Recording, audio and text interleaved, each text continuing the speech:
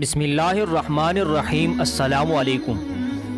برسوں پہلے کی بات ہے کہ ایک شہزادے کی لکڑہارے سے دوستی ہو گئی۔ ہوا یوں کہ شہزادہ شکار کے لیے جنگل میں گیا کہ اچانک سامنے سے شیر آ گیا۔ اس کی داڑھ سے گھوڑا بدک گیا، جس کی وجہ سے شہزادہ توازن برقرار نہ رکھ سکا اور گر گیا۔ شیر کو بالکل سامنے دیکھتے ہوئے شہزادے فوراً تلوار نکالی اور مقابلے کے لیے تیار ہو گیا۔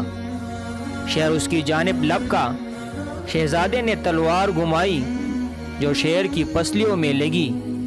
اب زخمی شیر اور بھی خطرناک ہو گیا تھا۔ اس نے شہزادے پر چھلانگ لگائی تو شہزادے کے ہاتھ سے تلوار گر پڑی۔ شیر نے شہزادے کو زخمی کر دیا۔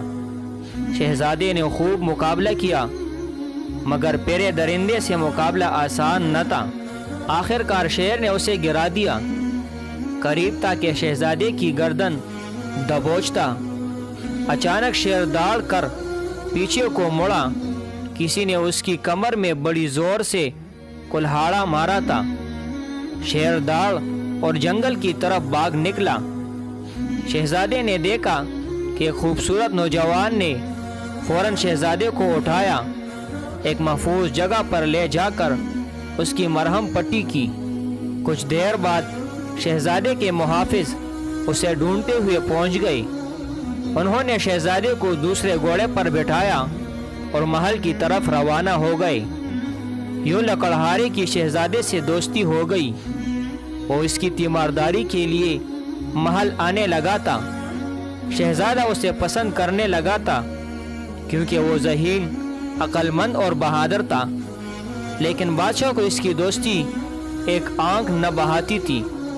اس نے شہزادے سے احتجاج کیا کہ وہ میرا محسن ہے اور بہت اچھے اخلاق کا مالک اور ذہین انسان ہے۔ غریب ہونا کوئی جرم نہیں۔ ایسے سمجھدار سے دوستی کا ہاتھ بڑھایا ہے۔ اب مجھے زیب نہیں دیتا کہ اس سے تعلق توڑوں۔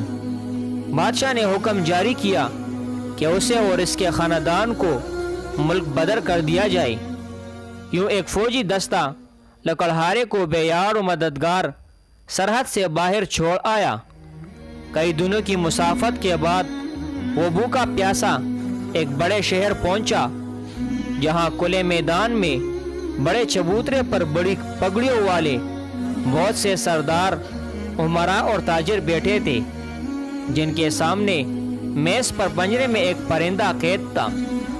لکڑہار نے اس بڑے اور عالیشان مجمع کا سبب پوچھا تو معلوم ہوا کہ کل ان کا بادشاہ فوت ہو گیا۔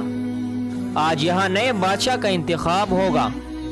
کچھ لمحوں میں چبوترے پر رکھا پنجرہ کھولا جائے گا۔ اس میں بیٹا پرندہ جس کے کندھے پر بیٹھے گا وہی ہمارا بادشاہ ہوگا۔ لکڑہارا ارسلان یہ دلچسپ منظر دیکھنے لگا۔ قسمت کی خوبی، جب پرندہ کھولا تو پرندہ اڑ کر ارسلان کے کندھے پر آ بیٹھا۔ لوگوں نے تالیاں بجائی اور اپنے نئے بادشاہ کو محل لے آئے، اور رسومات کی ادائیگی کے بعد بادشاہت کا تاج ارسلان کے سر پر سجا دیا گیا۔ یوں محنت و مشقت کرنے والا نیک دل اور بہادر لکڑہارا بادشاہ بن گیا۔ چند روز آرام و سکون سے حالات کا جائزہ لینے کے بعد اس نے مملکت کے معاملات دیکھنے شروع کیے تو معلوم ہوا کہ ملک میں لاقانونیت، لوٹ مار، غنڈہ گردی، چوری چکاری عام ہے۔ بے تحاشا کرپشن اور رشوت ستانی کا بازار گرم ہے۔ با اثر ظالموں سے کسی کی جان و مال محفوظ نہیں۔ بادشاہ کے دربار میں روزانہ ہزاروں درخواستیں دیتے ہیں، مگر راشی داروغہ بادشاہ نہیں پہنچنے دیتا۔ رشوت کے بغیر کوئی کام نہیں ہوتا۔ اس نے اعلان کروا دیا کہ آج کے بعد کوئی رشوت نہیں لے گا۔ اگر معلوم ہو گیا تو اس کی سزا پھانسی ہوگی۔ ہر طرف سناٹا چھا گیا، مگر لوگ کب باز آنے والے تھے۔ انہوں نے رشوت لینی نہ چھوڑی۔ جس کا پتہ چلتا اسے پھانسی چڑھا دیا جاتا۔ کچھ ہی دنوں میں رشوت لینے اور دینے والوں میں نمایاں کمی دیکھنے میں آئی۔ رشوت کے خاتمے کے ساتھ ہی غنڈہ گردی اور لاقانونیت کا بھی خاتمہ ہو گیا۔ ہر شخص اپنے فرائض اور دوسروں کے حقوق کا خیال کرنے لگا۔ یوں ملک میں اصلاح احوال کی صورت بنی اور تعمیر و ترقی کا نیا دور شروع ہو گیا۔ ریاست کی تعمیر کی شہرت 400 پھیلی تو ارسلان کو ملک بدر کرنے والے بادشاہ اس سے ملنے کی خواہش کا اظہار کیا۔ ارسلان نے اپنا ولی عہد لانے کی شرط رکھی۔ بادشاہ نے ولی عہد یعنی شہزادے کو لے کر بادشاہ کے دربار میں پہنچا تو اپنے دوست کو دیکھ کر حیران رہ گیا۔ ادھر بادشاہ بھی اسے دیکھ کر پریشان ہو گیا۔ ارسلان کا حسن سلوک دیکھ کر اسے شرمندگی ہو رہی تھی، مگر ارسلان نے کہا کہ بے شک آدمی کی حیثیت و اختیار کا مالک و خالق وہی ہے جو دن رات کو آپس میں تبدیل کرنے کی طاقت رکھتا ہے۔ مجھے آپ سے کوئی شکوہ نہیں۔ اگر مجھے ملک بدر نہ کرتے تو آج بھی لکڑیاں بیچ کر گزارا کر رہا ہوتا، لیکن اللہ تعالیٰ بہترین کارساز ہے۔